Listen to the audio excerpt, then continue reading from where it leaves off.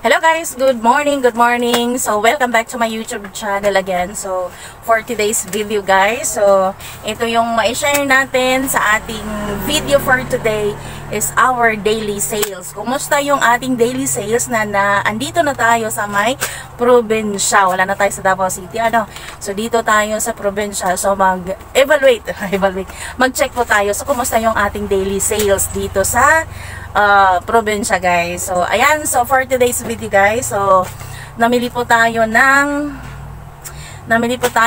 gasolina, unleaded at saka yung special premium, unleaded and premium. So yung premium is 33 liters and ang unleaded is 10.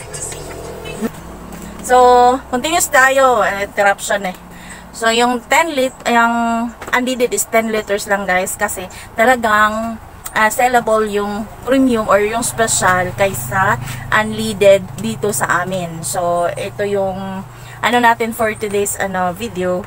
So, namili po tayo ng gasolina. So, total of 43 lahat-lahat. Kasi 33 yung premium, 33 liters and 10 liters for unleaded kasi hindi masyado sellable. Ang tagal talaga ma-dispose. Yan. So, a total of 2,477. So, kumusta? Magkano na yung per liter ng gasolina? So, 57.60 ang per liter.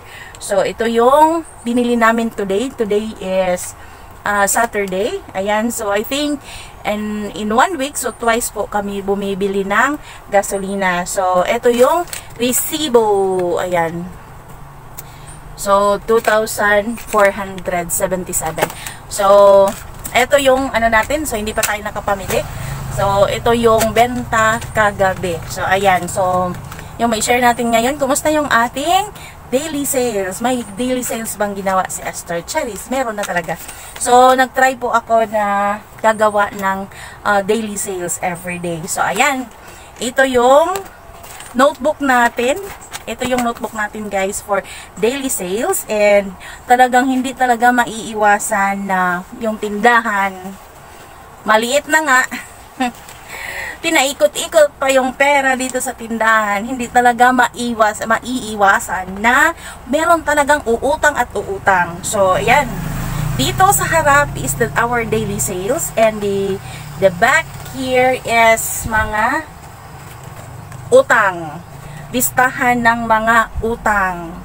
So, hindi talaga pwede magpautang dito lalo na kakilala. So, wala tayong taka sa utang. But, so far, so good naman. Okay naman na meron tayong mga customer na ngutang. Pero, meron talagang 2 taong hindi nagbayad ng utang. Pero, at least, yung isa is 160 yung utang. Then, the other one is 70. So, ito yung 2 tao na ang date is May 6 pa na hindi nagbayad ng utang. Then the other one is May 13. So hindi talaga siya nagbayad ng utang. So ayan, nagalit po tayo dun kasi ang tagal na, parang walang respeto po. So yun, talagang yung iba parang nasali. So mga ilang na hindi ako nagpapautang talaga. So, pero hindi talaga maiwasan, lalo na yung husband ko is dito nakatira. So, dito sa kanila is mayroon silang mga relatives o mga tawag dito man, mga kakilala or friends, classmates, mga something ganyan. So, meron talagang nangungutang. Basta mga kakilala, mostly is kakilala. So, merong nangungutang, kaya meron tayong listahan. Gusto ko man sana na walang utang yung tindahan natin. Kasi yun na nga, sige ka pa utang, wala ka namang kapital o wala kang reserba na pera na pantapal doon, talagang kung maraming nangutang sa tindahan is talagang mauubos at mauubos. Kasi yun na nga, hindi tayo everyday namimili. So, pag maraming umuutang, so maubos at maubos kung ano yung andyan naka-display, tapos hindi tayo mamili. So, pangit tingnan yung tindahan o pangit talaga na maraming bumibili, tapos naubos yung stocks mo, kakautang, tapos hindi mo ma-replacean, talagang talagang tawag nito, walang positive outcome. So, yun, ito yung ating listahan. So, Pero yung mga utang lang dito is kunti lang, hindi naman nakaabot ng 500 plus. Kasi yun na nga, balit lang yung tindahan natin. Pinaikot-ikot pa muna natin, ikot-ikot natin yung natin. Pero ngayon, ayan. Kasi yun na nga, sabi, maraming kasi hindi ako masyado nag-upload. Busy kasi ako at saka hindi ko alam kung ano yung dapat i-content. Hindi ko alam kung ano yung i-content dapat. So, ito yung napag-isipan ko today. So, kumusta yung tindahan natin na wala na tayo sa city at nandito na tayo sa probinsya. So, ito yung listahan natin. So, nag-start po ako by June 6. Ayan, June 6 yung ating daily sale. So, ipapakita ko sa inyo kung magkano yung per day. Ayan, per day na sales natin. Sales lang yun. Hindi pa yun kitaan. So, sales lang. Daily sales. So, ayan. Ipapakita ko sa inyo kung magkano yung sales natin every day. So, here we are. The daily sales start July 6, 2024. Ayan. So, ito yung ating benta every day. So, ayan siya. So, June 6, 7, 8, 9, 10. Ayan. Yan ang ating benta every day. Ayan. So, yan siya.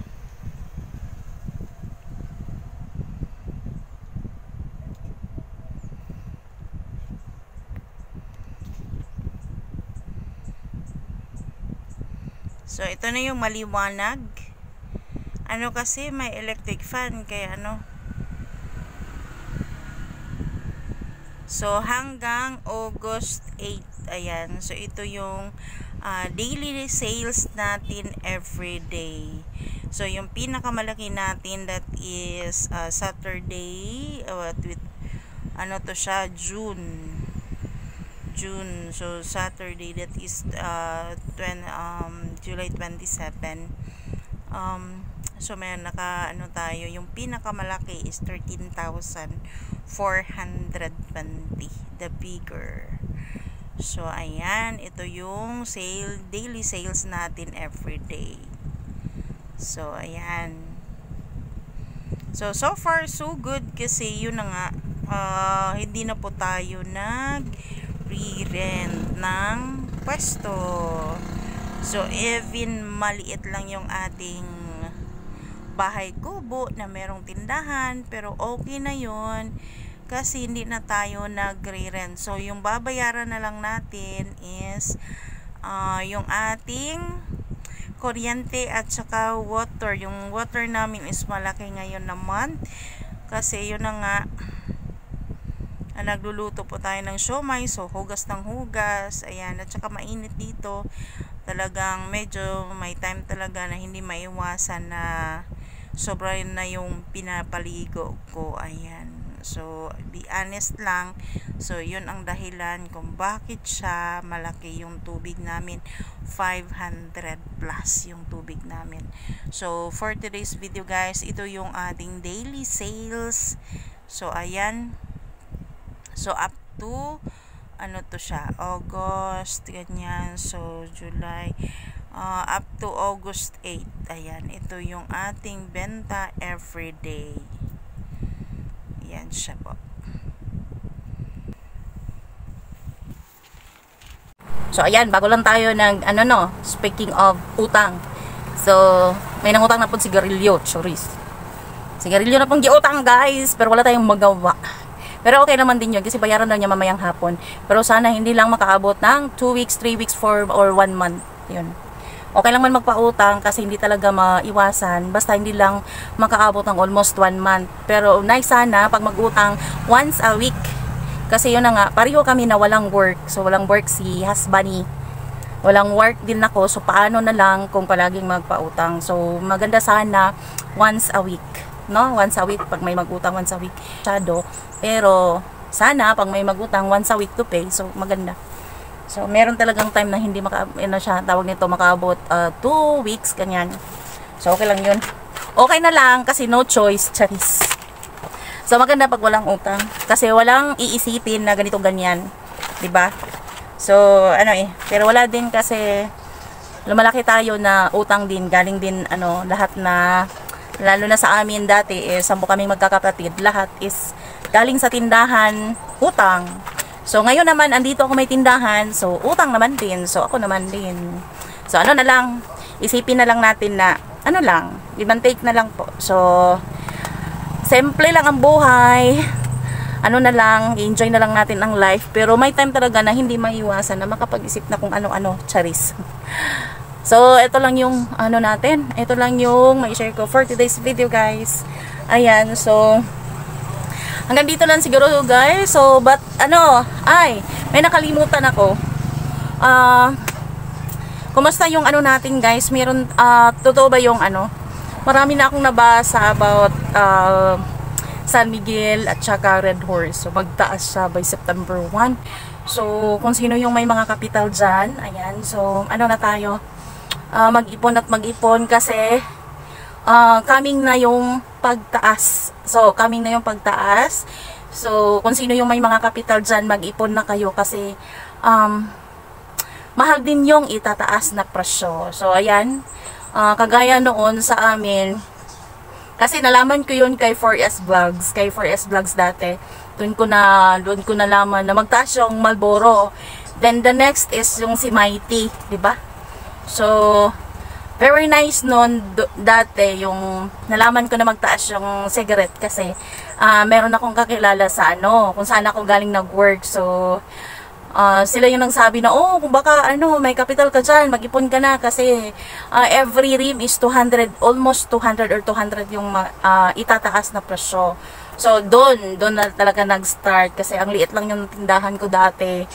Pero, yung time na yon nag-ipon, nakaabot pa ako na nag-ipon ako. Meron akong panel doon. May panel ako sa Marlboro, may panel ako sa Mighty.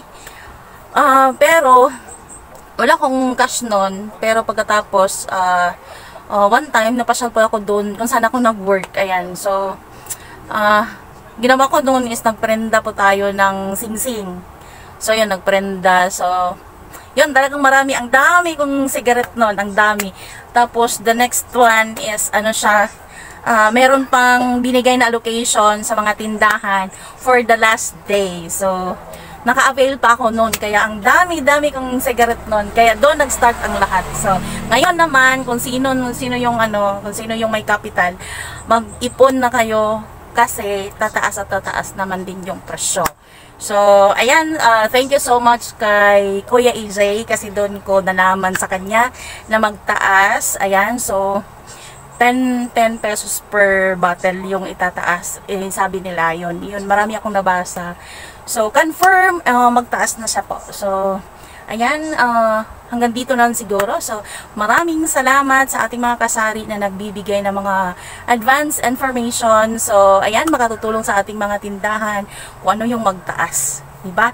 So, hanggang dito na siguro guys. So, good morning ay good day sa ating lahat. And, thank you so much sa ating mga new viewers. Thank you sa ating mga new subscribers. Thank you so much sa ating mga silent viewers. Ayan. At saka sa ating mga subscribers guys, maraming salamat po sa mga suporta na binigay nyo sa akin. Even hindi ako masyado active na dito sa YT. So, thank you so much sa ating mga kasari dyan. And God bless ating mga negosyo and happy selling everyone. Sa muli and see you to my next vlog. Okay, bye-bye and God bless.